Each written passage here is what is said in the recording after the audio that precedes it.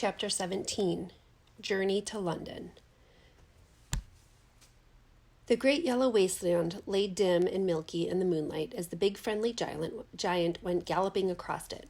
Sophie, still wearing only her nightie, was reclining comfortably in the crevice of the BFG's right ear. She was actually in the outer rim of the ear, near the top, where the edge of the ear folds over, and the folding over bit made a sort of roof for her and gave her wonderful protection against the rushing wind. What is more, she was lying on skin that was soft and warm and almost velvety. Nobody, she told herself, had ever traveled in greater comfort. Sophie peeped over the rim of the ear and watched the desolate landscape of giant country whizzing by. They were certainly moving fast. The BFG went bouncing off the ground as though there were rockets in his toes, and each stride lifted him about 100 feet into the air. He had not yet gone into that whizzing top gear of his when the ground became blurred by speed and the wind howled at his feet, and his feet didn't seem to be touching anything but air.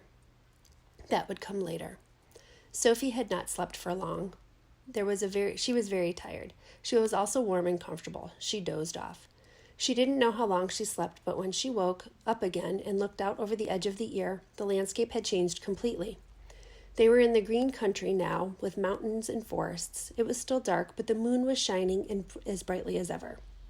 Suddenly, and without slowing his pace, the BFG turned his head sharply to the left. For the first time during their entire journey, he spoke a few words. "Look, quick over there," he said, pointing with his long trumpet. Sophie looked in the direction he was pointing. Through the murky darkness, all she saw at first was a great cloud of dust about 300 yards away. "Those are the other giants all galloping back home after their guzzle," the BFG said. Then Sophie saw them. In the light of the moon, she saw all 9 of those monstrous half-naked brutes thundering across the landscape together. They were galloping in a pack, their necks craned forward, their arms bent at the elbows, and worst of all, their stomachs bulging.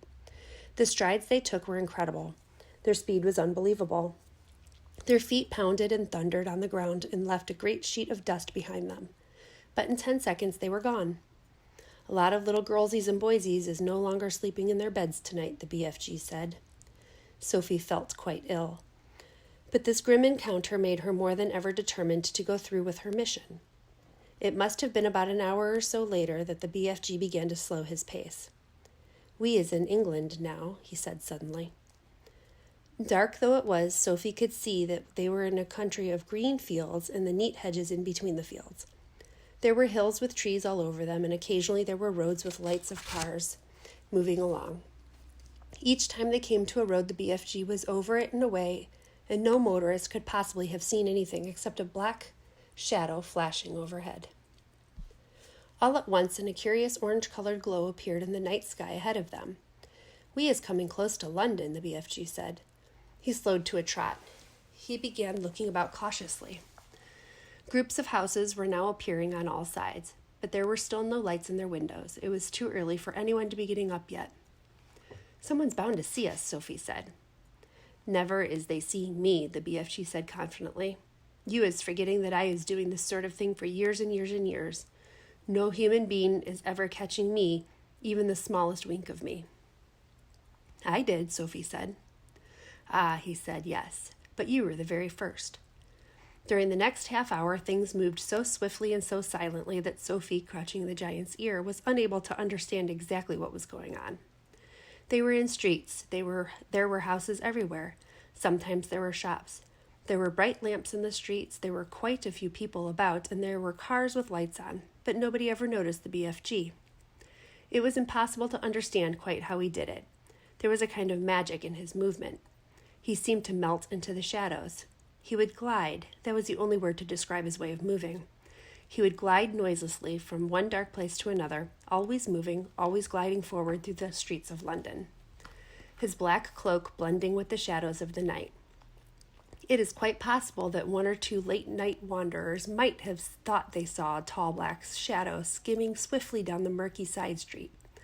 But even if they had, they would never have believed their own eyes. They would have dismissed it as an illusion and blamed themselves for seeing things that weren't there. Sophie and the BFG came at last to a large place full of trees. There was a road running through it and a lake. There were no people in this place, and the BFG stopped for the first time since they had set out from his cave many hours before. "What's the matter?" Sophie whispered in her under-the-breath voice. "I is in a bit of a puddle," he said. "You're doing marvelously," Sophie whispered. "No, I isn't," he said. "I is now completely boggled. I is lost." "But why?" "Because we is meant to be in the middle of London, and suddenly we is in green pastures." "Don't be silly," Sophie whispered. "This is the middle of London. It's called Hyde Park. I know exactly where we are." "You is joking." "I'm not. I swear I'm not. We're almost there." "You mean we is nearly at the Queen's Palace?" cried the BFG. "It's just across the road," Sophie whispered. "This is where I take over." "Which way?" the BFG asked. "Straight ahead." The BFG trotted forward through the deserted park. "Now stop." The BFG stopped. "You see that huge roundabout ahead of us just outside the park?" Sophie whispered. "I see it. That is Hyde Park Corner. Even now, when it is still an hour before dawn, there was quite a lot of traffic moving around Hyde Park Corner." Then Sophie whispered, "In the middle of the roundabout there's an enormous stone arch with a statue of a horse and a rider on top of it. Can you see that?" The BFG peered through the trees. "I is seeing it," he said. "Do you think that if you took a very fast run at it, you could jump clear over Hyde Park Corner, over the arch, and over the horse and rider, and land on the pavement on the other side?" "Easy," the BFG said. "You're sure? You're absolutely sure?" "I promise," the BFG said. "Whatever you do, you mustn't land in the middle of Hyde Park Corner." "Don't get so flussed," the BFG said. "To me, that's a snitchy little jump. There's not a thing-a-ling-a-ling to do." "Then go," Sophie whispered. The BFG broke into a full gallop.